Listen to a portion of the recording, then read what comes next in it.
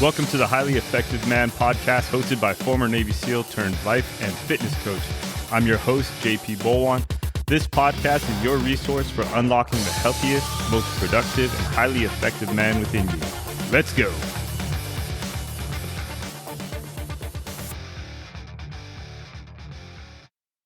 What's up, guys?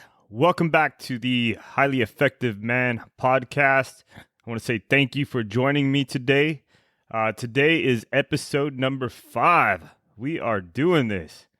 And I'm excited about this because now that I have a few podcasts out, I'm starting to feel more comfortable doing it, and it doesn't feel as hard. And this actually plays right into what we're going to talk about today.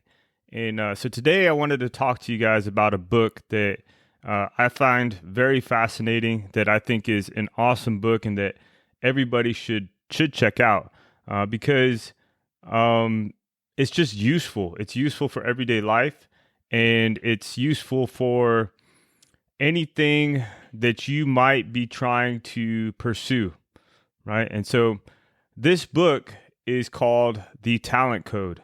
All right. It's by Daniel Coyle.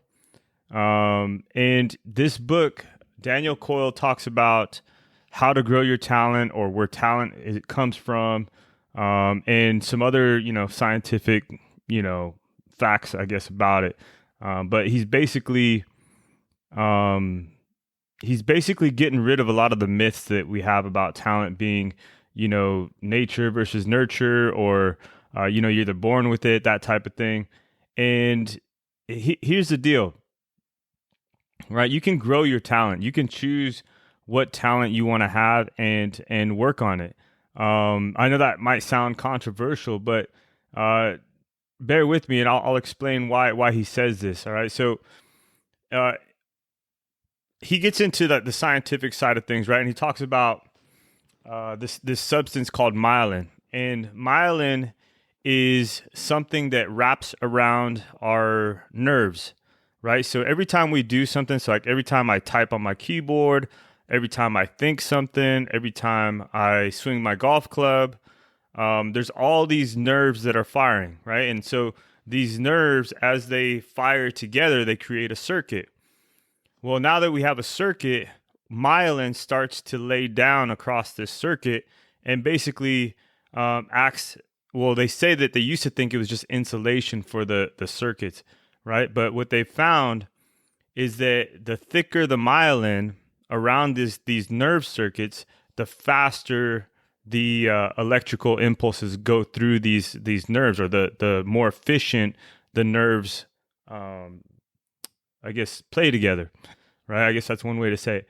And so one way to think about it is the first time let's say that the first time I'm driving my car. Right? There's all these nerve circuits that are trying to come together, along with, the thoughts that I'm having in my brain and moving my feet and driving the car. Well, you can think of that as like a thread, right? And then after I've driven, years, well, now every time that myelin lays over those circuits, you can think of it as like a broadband wire, right? Like something that you would see in your cable box, right? You can think of going from a thread to a cable. Now it's just much thicker, much more insulated, and just much more efficient. Okay. And so myelin is just like this insulation that wraps around the nerve fibers and just helps them work faster, stronger, and more efficient. And so every time you practice something, you're just you're laying down and creating more myelin around the nerves. And the more focused and the deeper the practice is, the more myelin wraps around itself, around these connections. So just this little bit of information is huge, because whenever you're learning something for the first time, it's going to be hard, right? So like the first time I did this podcast, that was tough, right? But now this is number 5. It's not as hard. But the very first time, it's tough. And you have to try and figure things out. But now that I've, figured some things out, my brain works more efficiently as I'm doing it. So the more that circuit is fired, the more myelin, lays down over that circuit. It goes for like playing the guitar, swinging your golf club, even your habits, right? So in order to break old habits, you have to establish new habits, right? And focused repetition is the key that's necessary for myelin to be wrapped around those nerve fibers. And in order to create new habits, he talks about there's 3 things that we need to do. And when I was reading this, I couldn't help but think about all the different experiences in my life, right? From being in the SEAL teams to playing rugby to, just about anything I wanted to accomplish, there was some form of these 3 things, right? And so the first of these 3 is deep practice, right? And he says that deep practice is it's different than regular practice. It means that, you're reaching outside your comfort zone. You're struggling a little bit. You might be chunking up parts of the skill into, different pieces, and even slowing it down, right? And you're trying to make it as mistake-free as possible and doing it just like a ton of times. And then after you get that, you start speeding it up. Maybe you make some mistakes and then you slow it back down and you speed it up again, right? So an example of this is, in the SEAL teams, when you're learning how to clear a house or take down a house, right? You don't just go in the whole SEAL team and take down a home, right? Like on the first day of the kill house or whatever it is, right? You first you basically go in with your weapons not even loaded, and you and another guy, right? And then you practice the movements, whatever it is. Okay, then now it's like you and 2 other guys. Okay, now you have 4 guys working to clear one room. Then next thing you know, you have more guys and more guys, right? So that's an example of like chunking it up and then doing deep practice, right? First without any kind of bullets, and then maybe you go into 2-man with bullets, right? And then later on you start going into like where you have the whole train and the whole platoon going through and taking down a home, right? And another example of this that I can think of is just like when I was playing rugby or playing football, I would practice by myself out in the middle of the field, just like different agility type drills, and like over and over and over and over. And there was like some certain like moves or cuts that I would work on. And, there's some, I guess maybe there's some people that would argue that, yeah, ladder drills and different things like that aren't beneficial to athletes. But I think that if you train your feet in so many different directions and just moving them in all kinds of different directions, when it comes time to move them without even thinking about it, it helps, right? So I would train like all these different agility drills, some ladder drills, but some other just different specific moves that I would like try to use on people. And then when it came time to use them, like on the field, sometimes my body would just do them without me even thinking about it, right? And that I couldn't help but think that that's because I laid down so much myelin, practicing and practicing and practicing, so that when it came time to do it, I just did it without even thinking about it. It was just like, bam, it was just there, right? So that's the first part, is deep practice. Then he talks about ignition, right? So ignition is, it's what he says is it's an example of, inspiration or motivation. And so what he did was he went to all these different, quote unquote, like talent hotbeds for different sports and skills, and found that success breeds success. And it's usually a breakthrough performance by an individual that sparked an ignition that would create a passion and motivation necessary for deep practice, right? So this ignition is necessary, which creates like the motivation and the passion so that you can carry on with your deep practice, right? And an example that he used in his book is in South Korea, there wasn't many female golfers, but then all of a sudden, out of what seemed like nowhere, came a girl, and forgive me if I pronounce this wrong, but Se Ri Pak, who won the LPGA championship, right? And then that inspired so many young female Korean golfers that now you can't even look at the LPGA without seeing a South Korean uh, female golfer, right? Same thing for Russian tennis players, right? Anna Kournikova, right? She made the Wimbledon finals, and then after that, now there's tons of Russian tennis players, and so both of those are just examples or high level examples in sports of where ignition, somebody making it big or creating like a big splash in a sporting event, followed an explosion of talent in that area, right? And so it can be something as simple as somebody believing that they should be part of an elite group, right? And so this is going to sound crazy, but like, I don't know if it was a recruiter in Albuquerque or anything like that. And to my knowledge, I haven't met anybody or anyone else like this. But when I was at SEAL training, this is the craziest thing, right? When I was at SEAL training, I can remember one time we were stretching to go into the obstacle course. And as I'm stretching, we're kind of talking. There's guys talking, and we're getting ready, for the instructors to show up. And one guy's asking like where I'm from, and then this other guy who's like, maybe like another row down and just kind of overhears what I'm saying. And he hears that I'm from Albuquerque, New Mexico. And then he's like, "What?" He's like, "You're from Albuquerque?" I was like, "I'm from Albuquerque." And I'm like, "What? No way." He's like, "What school did you go to?" I was like, "I went to El Dorado High School." He's like, "I went to El Dorado High School." I'm like, "What?" He's like, "What year did you graduate?" I was like, 95. He's like, "I graduated in 94. So me and this guy had never seen each other ever. Like, we didn't know each other. Maybe we walked by each other at school or whatever it is, but we didn't know each other. And we first met at SEAL training in Coronado, in the same class, right? And so, and that's not even the craziest part, is that there was two other guys that went to my high school, not the same time period, but like there's two other guys that went to my high school that were at Buds.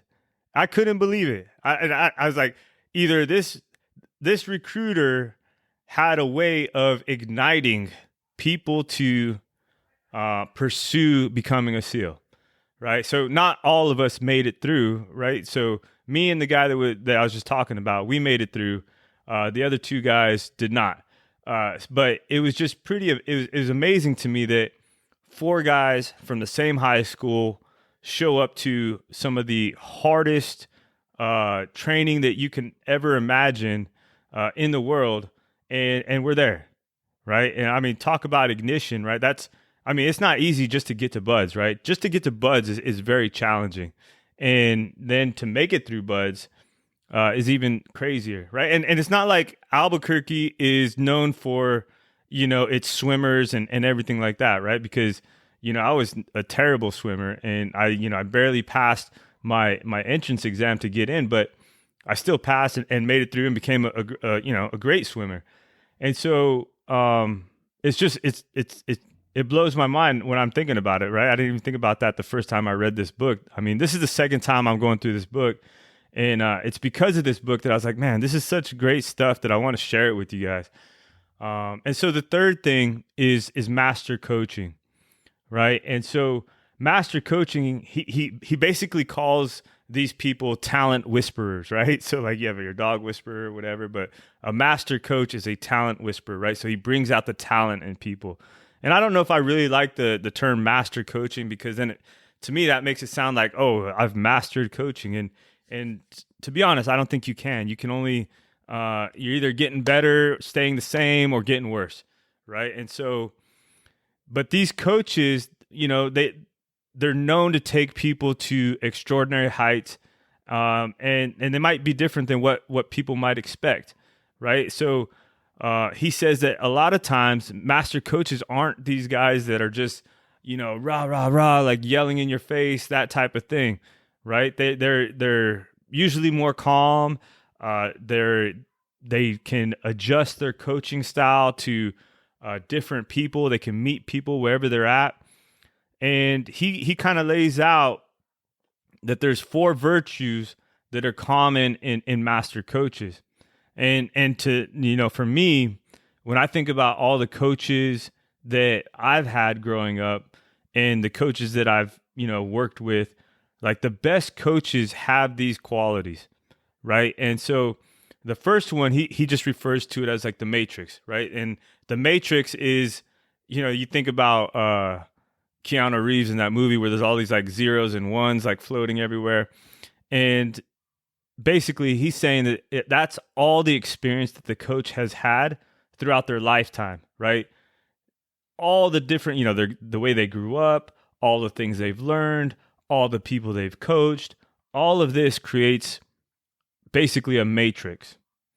And then the number 2 is their perceptiveness, is that they're always gaining information about the athlete or the student, right? They're watching carefully and reacting appropriately, right? So they're paying attention to what the student or what the athlete's doing, how they're reacting to things. And then his third virtue, he calls the GPS reflex, right? So they're able to give directions in short, simple cues that can immediately be followed. So he describes this as somebody saying like, turn left, turn right, go straight, etc. Right? There's not like this big, long explanation of how to do something, right? Because to be honest, like especially in high risk environments or in high level competition, there's just not a lot of time for a lot of explanation, right? You need something to be done and to be done right away, right? And that's it. And then the fourth virtue is theatrical honesty, right? And this is probably one of the most important, is that they learn how to connect with their athletes in a way that gets through to them. Whether it means being tough or easygoing, being loud or soft, either with high energy or low energy. And,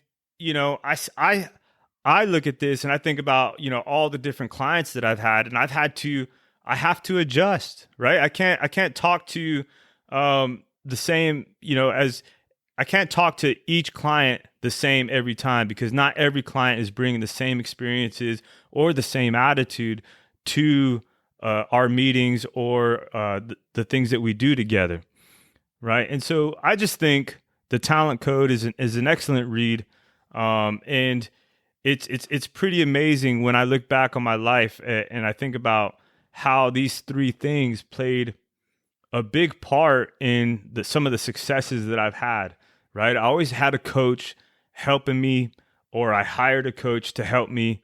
The ignition came from various places, and deep practice, without a doubt, is a big part of it, right? Like you're not just going through the motions to do something, right?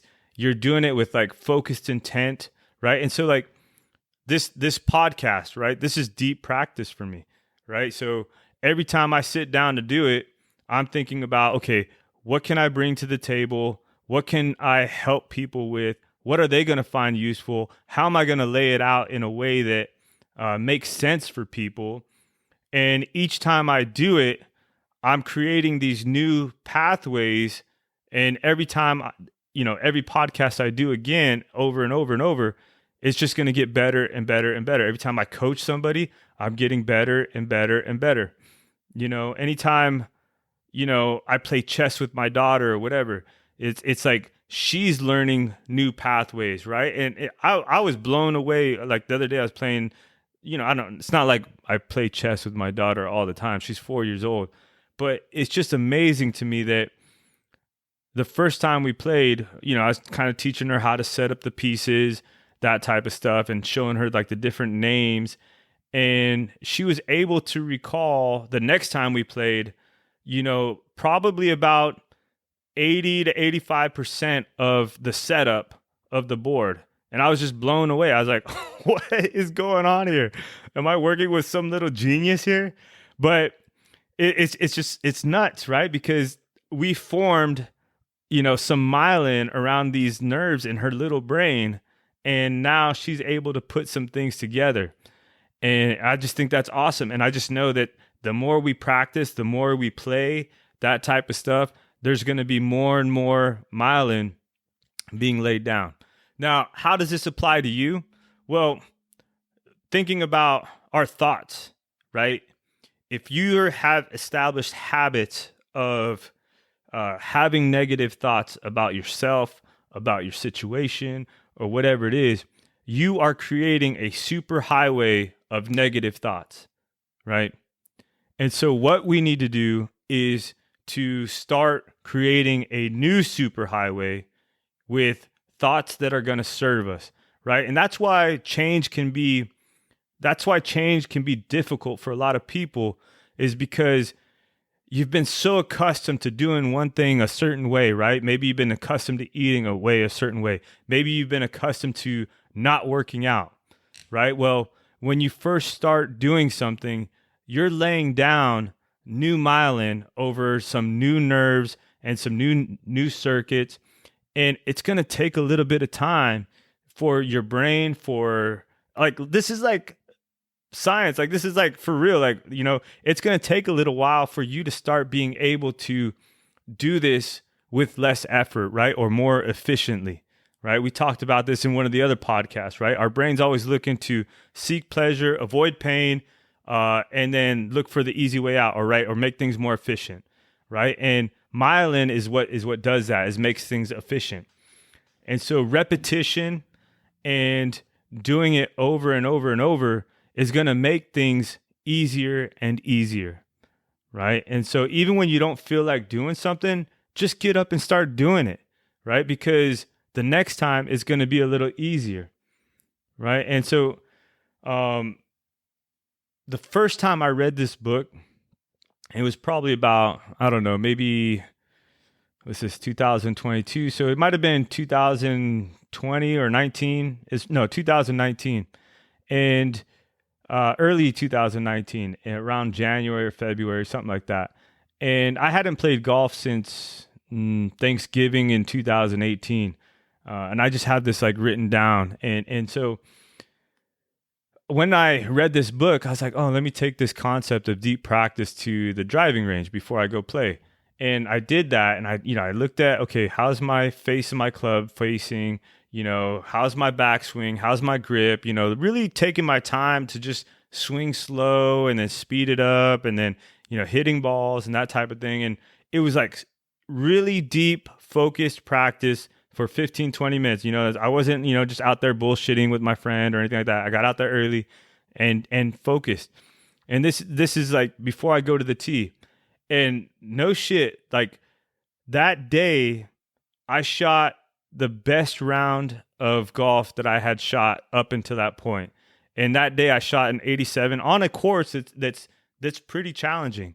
And there's no mulligans, no gimmies, no nothing. I mean, it was a legit 87. And I was so ecstatic and super excited about that, because if you've played golf, which I'm sure many of you have, it's a very frustrating sport. We talk about we're going to go to golf to have a good time, but then you get out there and you're like, man, I just want to throw this club in that river over there, right? But so it's just it was such an awesome feeling to know that okay, just, practicing and slowing things down and just, it can produce results, right? And this goes with everything you do, right? Writing blogs, doing podcasts. You're driving, right? The first time you drove is you're thinking about all these different things, but now you drive without even thinking about it. You're probably driving right now if you're listening to this podcast. You might be, right? And then there's so many examples in our life where we've made things super efficient and we don't even have to think about it, right? And tackling a new goal or tackling something new can become something like that, right? Me doing my 100th podcast is going to be different than me doing my 5th podcast.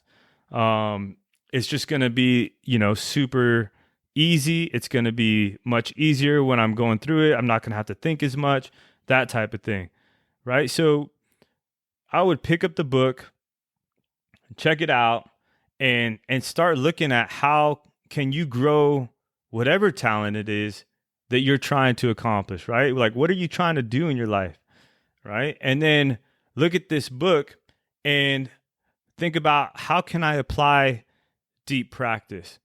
How can I apply the concept of ignition? And where can I find some master coaching, right? Those three questions right there are more than enough to help you do whatever it is that you want to do, right? Because the ignition, that's just talking about the motivation and why you're doing it. It's the why, right? You talk about find the why, that's the why.